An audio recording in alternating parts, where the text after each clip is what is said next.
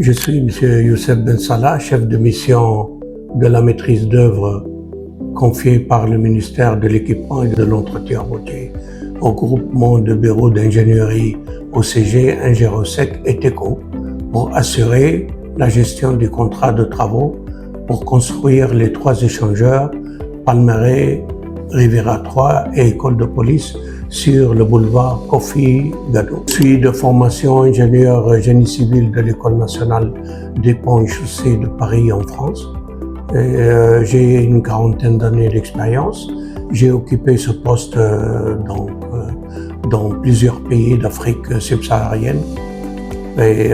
Donc je suis complètement disposé à assurer la bonne fin de ce projet. On assure une maîtrise d'œuvre complète. Donc on assure le contrôle et la supervision des travaux. On assiste le maître d'ouvrage pour toutes les parties de litige qui peuvent se poser pendant l'exécution des travaux. On assure toute la gestion technique du projet. On suit toute la partie financière et gestion des coûts. Et on assure aussi la mise en œuvre du projet pendant le délai d'exécution qui a été indiqué dans le marché. Le recrutement d'une mission de contrôle se fait sur appel d'offres international, avec passation de marché selon les lois en vigueur en Côte d'Ivoire.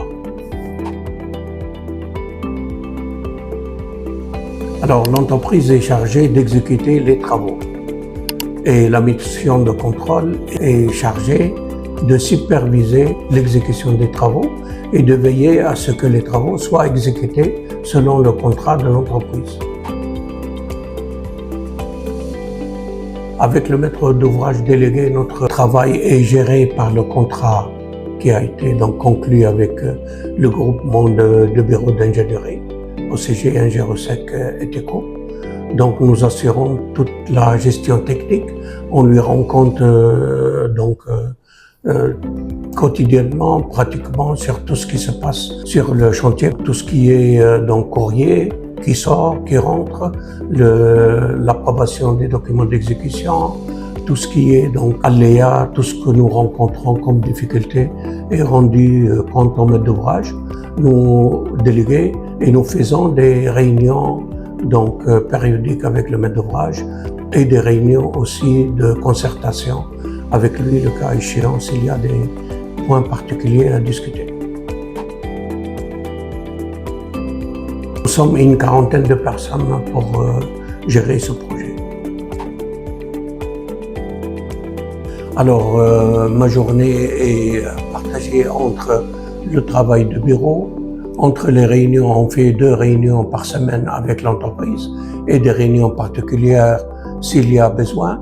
Les réunions sont divisées en réunions hebdomadaires le mardi et une réunion technique le jeudi. Ensuite, je partage mes journées dans les rédactions de compte rendu, dans les rédactions de rapports au maître d'ouvrage, dans les traitements de dossiers que l'entreprise nous dépose et dans l'approbation des décomptes en fin de mois. Alors le contrôle qualité est bien cadré dans le marché de l'entreprise à travers le cahier des clauses techniques particulières. Toutes les études d'exécution ont un processus d'approbation qui est bien défini dans le CCTP. Les matériaux sont aussi définis et bien indiqués avec leurs caractéristiques dans le CCTP. Donc notre rôle, c'est de veiller au contrôle en amont, sur les matériaux avant leur mise en œuvre. Ensuite, on veille à la mise en œuvre de ces matériaux selon les procédures qui ont été approuvées et selon les règles de l'art.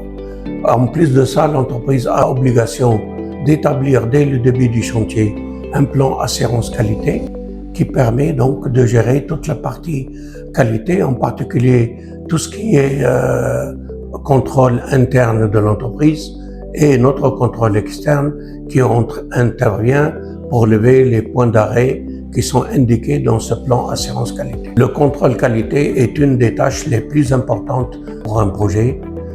Il y a 3 indicateurs importants pour le projet. Il y a la qualité, le délai et le coût, qui sont très importants. Et si une mission de contrôle arrive à gérer ces 3 facteurs-là convenablement, on peut dire que son projet est réussi.